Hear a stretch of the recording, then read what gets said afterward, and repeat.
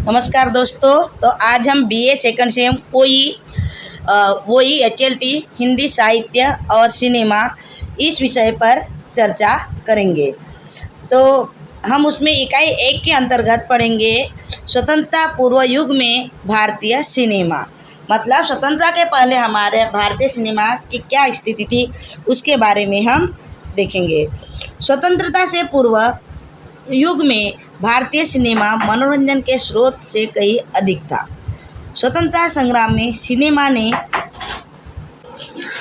अशोक कुमार की फिल्म किस्मत 1942 का एक और दृश्य नाफिस रहमान डॉक्टर ट्विटर राष्ट्रगान गाते हुए गर्व से झूमना और राष्ट्रीय ध्वज को देखते हुए सलामी देना, इस तरह से भारतीयों ने स्वतंत्रता दिवस मनाया। भारत ने अपनी आज़ादी के 75 साल पूरे कर लिए हैं और कई स्वतंत्रता सेनानियों ने भारत को औपनिवेशिक शासन से मुक्त करने के लिए अपने प्राणों की आहुति दी है।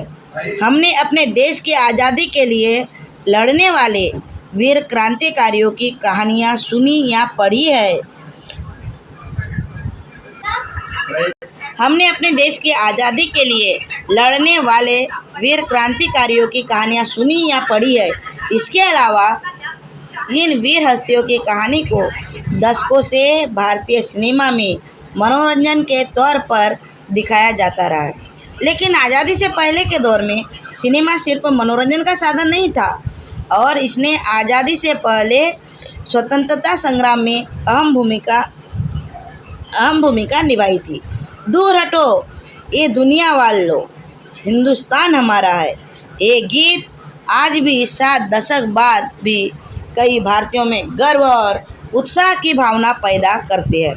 यह गीत किस्मत 1942 फिल्म का है और भारत छोड़ो आंदोलन के दौरान एक विरोध गीत बन गया था। स्वतंत्रता पूर्व युग में कई फिल्में बनी जिनमें स्वतंत्रता संग्राम को दिखाया गया, लेकिन ब्रिटिश शासकों ने उन पर प्रतिबंध लगा दिया। 1921 में बनी मूक फिल्म भक्त विदुर भारत में प्रतिबंधित होने वाली पहली फिल्म बन गई। यह फिल्म महाभारत के पात्र विदुर पर आधारित थी। हालांकि कथित तौर पर इस पात्र को महात्मा गांधी की नकल करते हुए दिखाया गया था। भारत में रॉलेट एक्ट पारित होने के बाद भक्त विदुर को रिलीज किया गया था। बाद में 1930 में ब्रिटिश शासकों ने फिल्म रद्द पर प्रतिबंध लगा दिया क्योंकि इसमें भारतीय अभिनेताओं को भारतीय स्वतंत्रता आंदोलन के दौरान नेताओं के रूप में दिखाया गया था। 1938 में ब्रिटिश राज के दौरान जमींदारों के बीच किसान विद्रोह को दर्शाने के लिए रायथू बिड्डा को भी ब्रिटिश प्रशासन द्वारा प्रतिबंधित कर दिया गया था। भले ही औपनिवेशिक शासकों ने इन फिल्मों पर प्रतिबंध लगा दिया था, लेकिन इनका भारतीय नागरिकों पर बड़ा प्रभाव पड़ा। 1946 में फिल्म निर्माता ख्वाजा अहमद अब्बास ने धरती के लाल बनाई, जिसने भारतीय फिल्म उद्योग में सामाजिक यथार्थवादी आंदोलन या समानांतर सिनेमा का मार्ग प्रस्तुत किया। यह फिल्म 1943 के बंगाल के अकाल पर आधारित थी, जिसमें लाखों बंगाली लोग मारे गए थे। इसके अलावा यह भारत के बाहर मान्यता प्राप्त करने वाली पहली भारतीय फिल्मों में से एक थी, क्योंकि इसे सोवियत संघ USSR में व्यापक रूप से वितरित किया गया था। उसी वर्ष नीचा नगर रिलीज हुई, जिसमें भारतीय समाज में अमीर और गरीब वर्गों को दिखाया गया।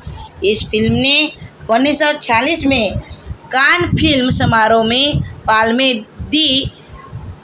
डी और जीता। तो ये हम देख रहे थे OEBA सेकेंड सेम हिंदी साहित्य और सिनेमा। यदि आपको यह वीडियो अच्छी लगे तो आप इसे लाइक करें, सब्सक्राइब करें और नेक्स्ट वीडियो आपको नेक्स्ट डे मिल जाएगा। धन्यवाद।